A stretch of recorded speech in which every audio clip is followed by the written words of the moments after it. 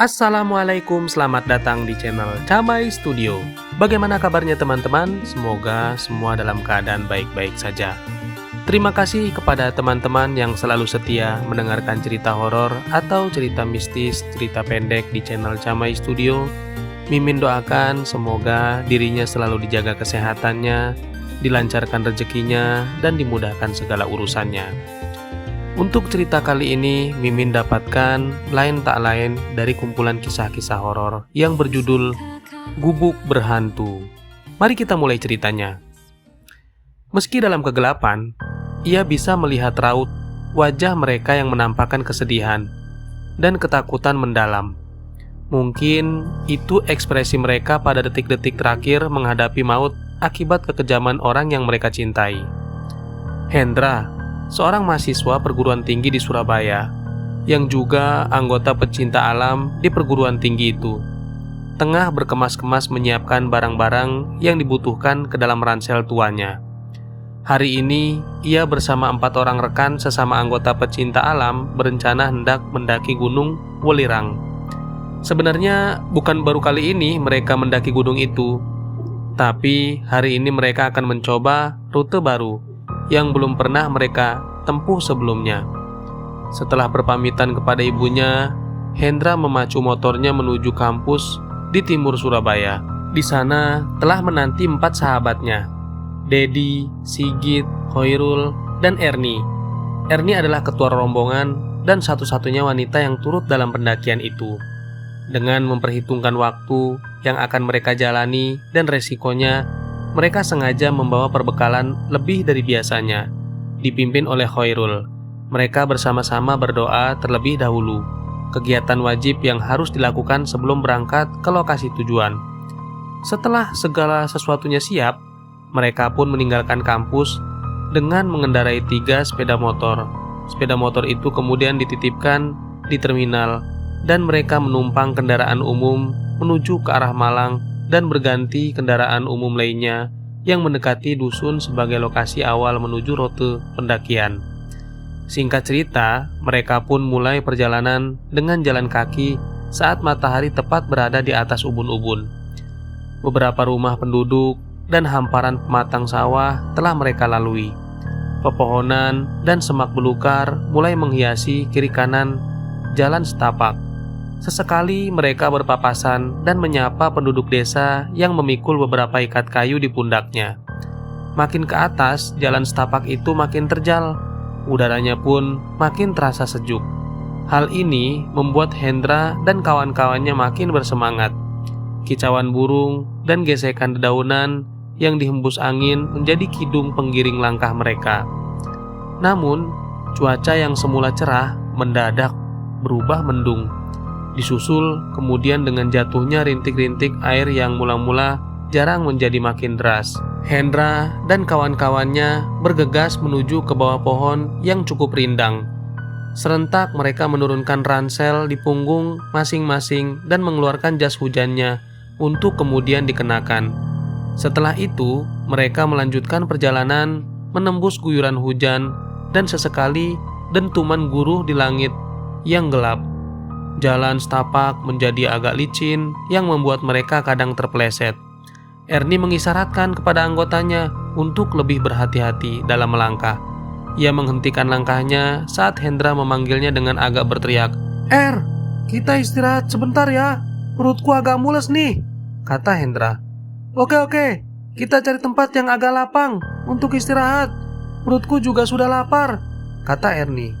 Beberapa meter ke depan mereka menjumpai dataran yang lapang, dikelilingi semak belukar. Di tempat itu, mereka mendirikan sebuah tenda untuk berlindung dari siraman hujan yang tak kunjung reda. Setelah membantu memasang tenda, Hendra bergegas meninggalkan rekan-rekannya di belakangnya. Menyusul Dedi. "Aku ikut, Hen. Aku juga mau buang air kecil," kata Dedi.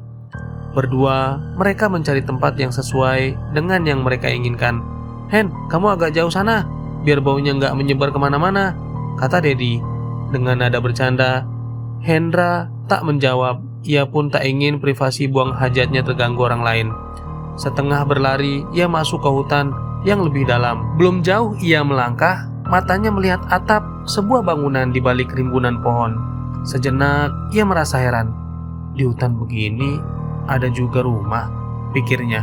Tapi ia segera menepis keheranannya karena desakan di dalam perutnya makin kuat. Lumayan ada tempat yang nyaman untuk buang hajat daripada di tempat sembarangan, katanya dalam hati. Assalamualaikum, ucap Hendra begitu tiba di depan pintu rumah yang lebih tepat disebut gubuk itu. Kondisinya cukup memprihatinkan.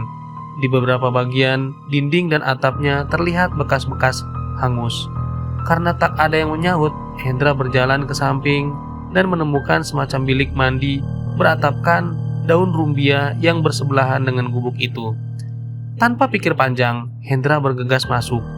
Begitu melihat ada kakus dan segentong air di sisi kakus, Hendra pun melepas hajatnya. Usai buang air besar, Hendra kembali ke depan gubuk dan berharap bertemu pemiliknya untuk sekedar mengucapkan terima kasih. Saat melintas di depan jendela samping gubuk, Hendra melihat sesosok manusia di dalamnya yang agak gelap. Hendra melongokkan wajahnya ke jendela dan samar-samar melihat seorang wanita tengah menggendong bocah perempuan berumur sekitar 2 tahunan berdiri menatapnya. Maaf bu, saya baru saja pinjam kakusnya. Tadi tidak ada orang, jadi saya nyelonong aja ke dalam, kata Hendra dengan agak tersipu-sipu malu. Tapi wanita itu tak menjawabnya. Karena terburu-buru, Hendra segera berlalu dari situ setelah mengucapkan terima kasih dan permintaan maaf sekali lagi. Hujan sudah mulai berkurang, tapi jalanan yang dilaluinya masih licin. Sesampainya di tenda tempat rekan-rekannya berkumpul, ada seseorang lelaki setengah baya tengah bercakap-cakap dengan Ernie dan Sigit di luar tenda. Dari seragam yang dikenakan di balik mantel hujannya, Hendra tahu kalau laki-laki itu adalah petugas penjaga hutan, seperti yang biasa ia temui saat melakukan pendakian. Sudah lega, Hen? Tanya Sigit. Hendra tersenyum sembari menjawab, Plong, untung ada kakus di sana. Hah? Kakus? Mana ada kakus di tengah hutan begini? Oh ya pak, ini Hendra, anggota tim saya. Hen, kenalkan, ini Pak Toyib, pengawas hutan, kata Ernie sambil memperkenalkan Hendra kepada petugas itu. Maksudku ada rumah di sana dan aku numpang di kakusnya, kata Hendra. Maksud nak Hendra rumah gubuk di dalam hutan itu, kata Pak Toyib. Iya pak, tadinya saya kira kosong, tapi setelah selesai buang air besar, saya baru bertemu dengan penghuninya, kata Hendra. Penghuninya? Tanya Pak Toyib dengan dahi mengernyit. Memangnya Nak Hendra bertemu siapa di sana? Seorang wanita dan anaknya, Pak. Lah, emang beneran? Sekali lagi petugas itu bertanya seakan tak percaya dengan jawaban Hendra. Iya, Pak, betul, saya lihat kok dengan mata saya sendiri. Bapak kenal dengan mereka? Hendra menatap Pak Toyib dengan wajah penasaran. Pak Toyib terdiam sesaat. Hendra berpandangan dengan Ernie. Petugas bermantel kuning itu memalingkan wajahnya ke arah hutan di mana gubuk itu berada. Apakah Nak Hendra sempat bertatap muka dan berbicara dengan mereka? Iya pak, tapi mereka tak menjawab. Mereka diam saja di dalam gubuk yang agak gelap itu. Mungkin mereka takut kepada saya. Bapak kenal dengan mereka nggak? Jawab Hendra sambil mengulangi pertanyaannya. Saya kenal baik dengan mereka, namanya Misna dan anaknya Ratri. Pak Toyib menjawab dengan suara lirih. Kalau begitu, tolong sampaikan maaf saya kepada Ibu Miss. Pak Toyib memotong ucapan Hendra. Tapi itu dulu, sebelum mereka tewas terbakar di dalam gubuknya sekitar 1 bulan yang lalu. Wajah Pak Toyib menegang. Ernie, Sigit, dan Hendra terbelalak kaget. Jadi mereka... Bibirnya Hendra gemetaran. Ya mereka sudah mati.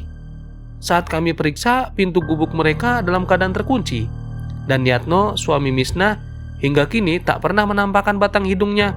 Polisi menduga Yatno sengaja membakar gubuknya agar anak dan istrinya mati.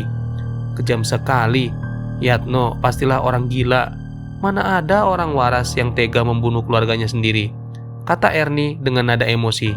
Konon kabarnya Yatno mendengar isu di kalangan penduduk sini kalau Misna berselingkuh dengan seorang pedagang sayur dari Blitar, dan Ratri diisukan hasil perselingkuhan itu. Tadinya Yatno tidak percaya, tapi ya namanya juga manusia, sangat mudah dirasuki iblis. Mungkin karena itu Yatno jadi hilaf. Hendra menundukkan kepalanya. Iya, hati tubuhnya gemetaran, jantungnya berdegup kencang. Masih jelas di pelupuk matanya tatapan wanita dan bocah perempuan dalam gubuk tadi. Meski dalam kegelapan, ia bisa melihat raut wajah mereka yang menampakkan kesedihan dan ketakutan yang mendalam.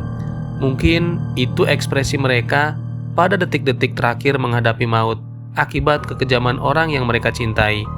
Dan Hendra tak pernah bisa melupakan ekspresi itu, setidaknya dalam waktu dekat ini.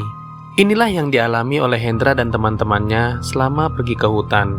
Kita doakan semoga Ibu Misna dan putrinya Ratri tenang di alam sana.